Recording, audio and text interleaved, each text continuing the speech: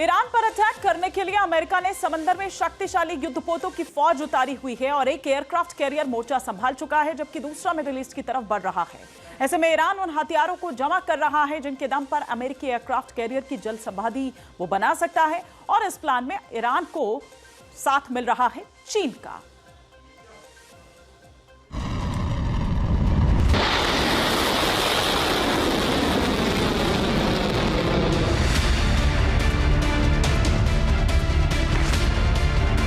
Iran के supreme leader Ayatollah Ali Khamenei Trump की धमकियों और अमेरिका के जंगी जमावड़े से जरा भी खौफ में नहीं है।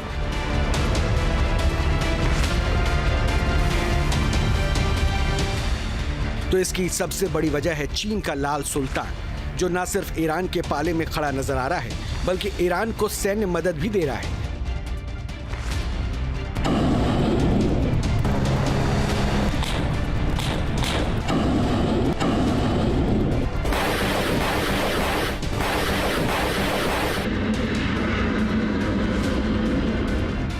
ईरान को चीन में बनी CM-302 मिसाइल मिलने वाली है, जिसे एयरक्राफ्ट किलर मिसाइल कहा जाता है।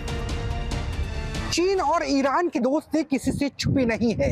दोनों देश मिलकर के अमेरिका के खिलाफ डटे हुए हैं और अब चाइनीज टेक्नोलॉजी के जरिए ईरान अपनी मिसाइलों को ज्यादा घातक, ज्यादा विनाशकारी बनाने की कोशिश कर रहा है। अब जाकर के चीन और ईरान के बीच में ऐसी डील हो गई है, ऐसी डिफेंस करार हो गया है, जिसके बाद ईरान को ऐसी हाइपरसोनिक मिसाइल मिलने वाली है चीन के जरिए, जिसे एयरक्राफ्ट कैरियर किलर तक कहा जाता है।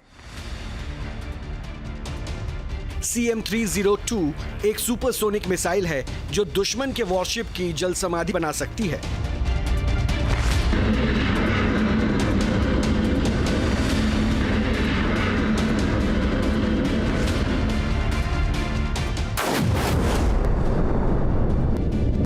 इस मिसाइल की रेंज 290 किलोमीटर है और स्पीड मैक 3 है। यह मिसाइल काफी तेजी से नीचे रहते हुए उड़ान भरती है और सटीक निशाना लगाती है, इसलिए इन्हें इंटरसेप्ट करना काफी मुश्किल है।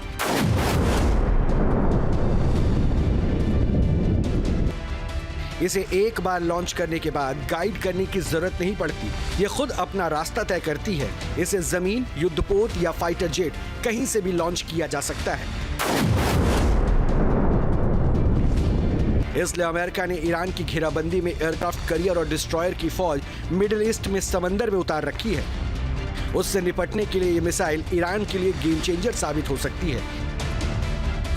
चीन बहुत जल्दी ही ईरान को supersonic anti ship cruise missile, जिसका नाम CM-302 है, देने वाला है। यह मिसाइल 290 किलोमीटर की दूरी से अमेरिका के युद्धपोतों को समुद्र के ऊपर ध्वस्त कर सकती है। यानी अगर ईरान ने अमेरिका के शिप के ऊपर एक साथ 12 या 24 CM-302 लॉन्च कर दिए तो जाहिर बात है कि उनमें से कम 2, 4 या 6 अमेरिका की शिप तक पहुंचकर उसे गंभीर क्षति पहुंचा पाएंगे। एक तरफ ईरान अपनी बारूदी ताकत को धार दे रहा है, तो दूसरी तरफ प्रोपेगेंडा वॉरफेयर में भी इजरायल और अमेरिका की नींद उड़ा रहा है। पिछली बार ईरान और इजरायल के बीच 12 दिनों की जंग हुई थी।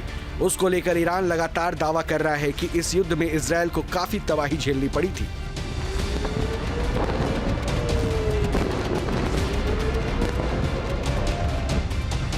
अब ईरान ने इजरायल में हुई तबाही के वीडियो दुनिया को दिखाए हैं।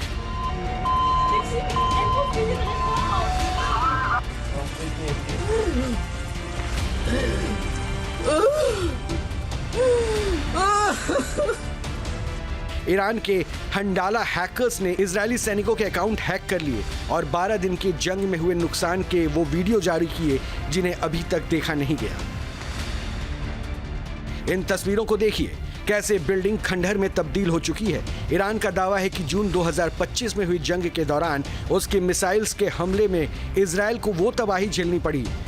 इन तस्वीरों को जारी करके ईरान ने ऐलान कर दिया है कि अगर फिर इजरायल ने जंगी हिमाकत की तो तेहरान फिर से इसी तरह तबाही मचाने में देर नहीं लगाएगा। ईरान की इन्हीं धमकियों के मद्देनजर अमेरिका एक्शन मोड में दिख रहा है। अमेरिकी विदेश मंत्री मार्को रूबियो ने गैंग ऑफ 8 के साथ बैठक की है। गैंग 8 यानी कि अमेरिका के वो सांसद जिनकी राय बेहद अहम है। अमेरिका के अहम अंतर्राष्ट्रीय मिशन के पहले गैंग 8 सांसदों को ब्रीफिंग दी जाती है। ऐसे में सवाल है कि क्या अमेरिका ने अब ईरान पर हमले की तारीख तय कर दी है? क्या इसी की जानकारी गैंग ऑफ 8 के सामने रखी गई? क्योंकि इजरायली इंटेलिजेंस के हवाले से मीडिया रिपोर्ट में यह दावा किया गया है कि मिडिल ईस्ट में ईरान की घेराबंदी में की गई अमेरिका की तैनाती 4-5 दिनों की हाई इंटेंसिटी स्ट्राइक या एक हफ्ते की लो इंटेंसिटी स्ट्राइक को अंजाम दे सकती है। हालांकि यह स्ट्राइक अमेरिका कब करेगा, ये तो सिर्फ ट्रंप ही बता सकते हैं।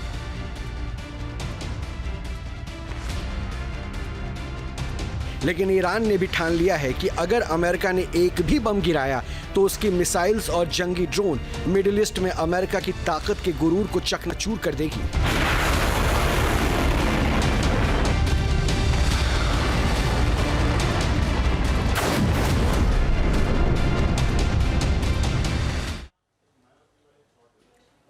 और इसी पर और विस्तार से चर्चा हम करते हैं। हमारे दो सहयोगी इस वक्त हमारे साथ जुड़ चुके हैं। राहुल डबास हमारे साथ जुड़े हुए हैं, साथ ही साथ मधुरेंद्र कुमार हमारे साथ जुड़े हुए हैं। पहले राहुल डबास मैं आपका रुख करती हूं, फिर उसके बाद मधुरेंद्र जी का रुख हम करेंगे। राहुल, आज तीसरे दौर की वार्ता होनी है, क्या इसे लेकर कोई जानकारी यहां पर मिल पा रही है और फिर अब आगे क्या देखें? देखिए, माना जा रहा है, जो विशेषज्ञ बता रहे हैं कि तीसरे दौर की बातचीत आखिरी बातचीत होगी, क्योंकि जितने भी नेवल एसेट्स चाहिए थे वो अपने अपने मुकाम पर पहुंच चुके हैं। ऐसे में जो बातचीत की जा रही है उससे पहले ही लगभग 48 घंटे पहले डोनाल्ड ट्रंप ने स्पष्ट कर दिया था कि या तो हमें कुछ ऐसी ब्लूप्रिंट दिया जाए, ऐसा प्लान दिया जाए जिसमें न्यूक्लियर संवर्धन नहीं करने, न्यूक्लियर संवर्धन की कैपेसिटी को कम करने, जो 400 किलो के आसपास न्यूक्लियर संवर्धन है वो रशिया किसी थर्ड कंट्री को सौंपने, मिसाइल रिजीम जो लिमिट है वो 300 किलोमीटर से कम यानी 90 किलोमीटर करनी है। इतनी ही लिमिट की जो ड्रोन से उसी सहमत होती है तो ठीक है, ईरान के साथ जंग छोड़ी जा सकती है। उनसे पहले की जितनी सारी चीजें वो भी हो चुकी है, क्या वो नेवल एसेट्स की डिस्प्लेसमेंट की बात हो वो हो चुकी है। प्रधानमंत्री नरेंद्र मोदी आज स्थानीय समय अनुसार लगभग दोपहर 2 बजे 3 बजे के आसपास यहाँ से उड़ान भर जाएंगे, तो पीएम मोदी की विजिट भी हो चुकी होगी। और ऐसे में कोई वजह बचती नहीं है कि तेहरान को और ज्यादा समय दिया जाए, खासतौर पर उस दौर में जब तेहरान यूनिवर्सिटी के अंदर भी विरोध प्रदर्शन। ठीक है, और बिल्कुल राहुल, और आप प्रधानमंत्री के विजिट की बात कर रहे हैं तो इसी सवाल को लेकर आगे मधुरेंद्र जी का हम यहाँ पर रुख करते हैं। और मधुरेंद्र जी,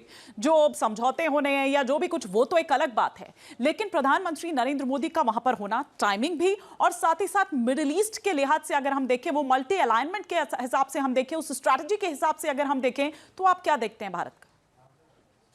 देखिए, एक अलायंस इजराइल क्रिएट करना चाहता है, एक ऐसा अलायंस जिसमें भारत की प्रमुख भूमिका हो, एक ऐसा अलायंस जो कि शिया और सुन्नी दोनों ही कट्टरपंथ के विरोध में हो, एक ऐसा अलायंस जिसमें भारत और इजराइल के साथ साथ सऊदी और कतर जैसे देश हो, एक ऐसा अलायंस जो कि आप समझ सकती है कि चाहे अब्राहम एकॉर्ड का विस्तार देखा जाए या I2U2 का विस्तार देखा जाए, उसके तौर पर हो, जो कि मिडिल ईस्ट में शांति का प्रतीक बने।